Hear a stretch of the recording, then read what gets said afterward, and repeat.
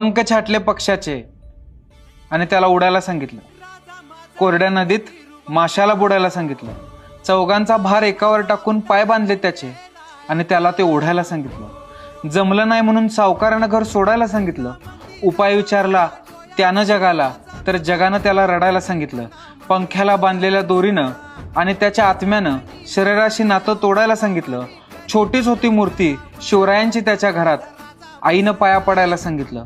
मूर्ती बोलत नसते सहसा, पण त्या मूर्तीनं त्याला लढायला सांगितलं. तुटलेल्या धाग्यांना जोडायला सांगितलं. अडवाईल त्याच्याशी नडायला सांगितलं. गनिम बनत असेल परिस्थिती तर त्या गनिमाचं मस्तक फोडायला सांगितलं. सैतानाच्या नाचामध्ये सुद्धा कसं घडलं असेल स्वराज्य, त्या स्वराज्याप्रमाणे घडायला सांगितलं. अपयश लिहिलं असेल नशिबानं कपाळावर तर ते घामाच्या जोरावर खोडायला सांगितलं. अख्खी दुनिया नाच बघत होती मौतीचा त्याच्या, पण शिवरायांच्या मूर्तीनं त्याला जगायला सांगितलं. हरणं मंजूर, मागं फिरणं नाही. मरणं मंजूर, घाबरणं नाही.